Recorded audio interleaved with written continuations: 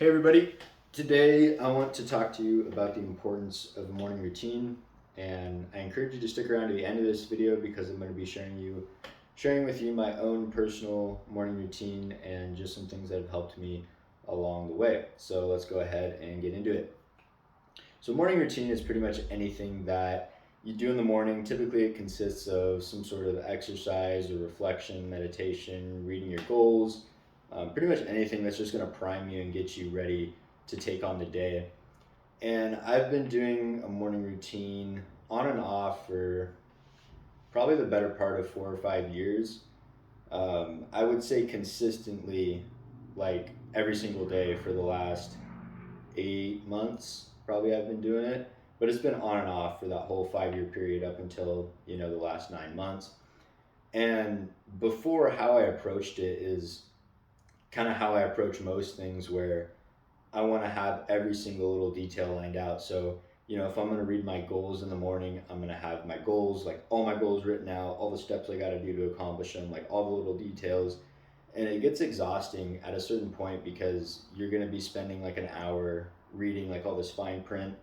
And when you wake up in the morning, you're not really stoked to like go ahead and read all this stuff, and it kind of becomes burdensome. So over the years, I've kind of switched some stuff up and found something that kind of works for me. So I'll just go ahead and tell you, what I do and some of the things that I've learned from it. So one of the first things I do in the morning is 75 pull-ups. And so this is just get the blood flowing, get the mind working, just pump some blood into the muscles, kind of wake you up, jolt you back to life.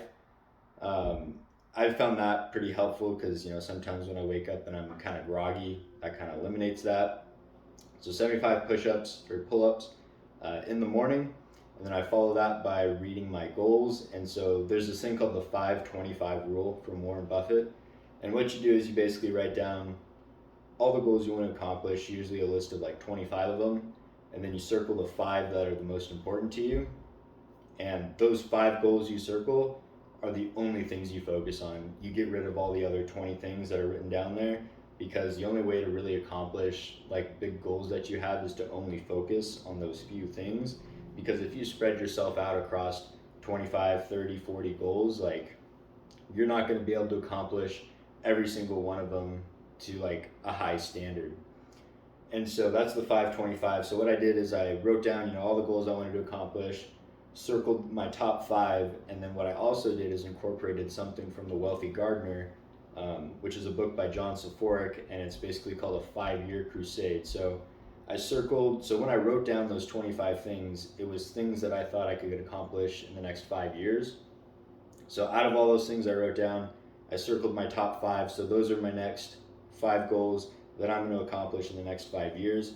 And going back to The Wealthy Gardener, the concept of the 5-Year Crusade is you set a goal for 5 years because it's just a long enough time to where you can accomplish anything, but a short enough time to where you can change, the direction of where you want to go with your goals, because 10 years from now, 15 years from now, you may not want to pursue the same goal that you have for yourself right now. And so the 5-Year Crusade gives you the opportunity to kind of change and plan accordingly based on different things you value and how you progress through life and the different things that you find meaningful to yourself and want to pursue as a goal.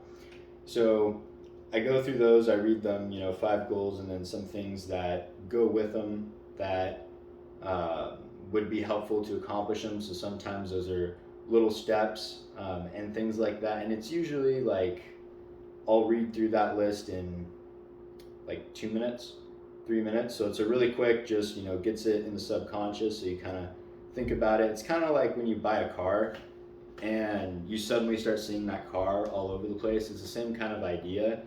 Just reviewing your goals will, like, in a way, focus your subconscious mind on searching out those opportunities throughout the day that are going to help you, progress forward and accomplish those goals. So that's the first thing, or I guess the second thing. And then I also have a list of goals that I want to accomplish within the year. And those goals within the year are things that are going to help contribute to those 5-year goals. And so that's a quick read. I probably spend I got it written down in a journal, and it's probably no more than 5 minutes going through that journal, reading those things. And then I follow that up with a little meditation, just kind of center myself for the day, and a little scheduling to kind of figure out, okay, what do I got to do today? And that's pretty much it. Recently, this last week, I've been running, and it's been really nice. I've always wanted to run in the mornings. I'm not much of a runner myself, but it's been helpful. I got a buddy that I run with, and it's really nice to have that accountability. So helpful to have that. And so I encourage you, like if you are running or doing a morning routine of that sort, if you have someone that's doing that with you, it's going to be so much easier to do that and have that accountability, whether it's with a certain goal you have, or in my case, like running in the mornings or schoolwork or certain things like that. Because when you're left to your own devices, like, you're going to naturally tend towards chaos and disorder, right? So having a person to keep you accountable is going to be really helpful in that journey. So I do the 75 pull-ups, read the goals, little meditation, and reflection for the day. And then sometimes I'll plan out the day, things I got coming up, what I got to do. And honestly, it's so helpful because, like I said before, like, it focuses your subconscious on things that you want to accomplish, like your 5-year goals. And throughout the day, you're going to notice those opportunities to help pull you towards the goal that you want to do, that you wouldn't normally if you just kind of like aimlessly, you just got up, you're kind of groggy, and you just go to school, go to work, whatever. But if you wake up on the wrong side of the bed, like, this morning routine gives you the opportunity to change that. And sometimes I've like woken up and I had to do something, so I went and did that and skipped my morning routine and then did it when I got back. And I just can't imagine not doing it anymore. It's just such a good way to be focused for the day and kind of center yourself, and just kind of focus for the things you want to do, things you want to accomplish, what you got going on in the day. Can't imagine not doing it. And I encourage you guys to do that yourself, right? If you don't already have a morning ritual, morning routine set up, I highly encourage you to get on that grind, like, setting out goals for yourself, reviewing them. It doesn't have to be crazy. My whole process of, the pull-ups, reading my goals, the meditating, it's like 20-ish minutes, roughly. So it's not that much time throughout the day, and like, I think everyone can give themselves 25 minutes, even if you have an incredibly busy schedule. And so, my advice and encouragement to you is to try that if you haven't already, and start seeing some results. All right, guys, that's going to do it for this video.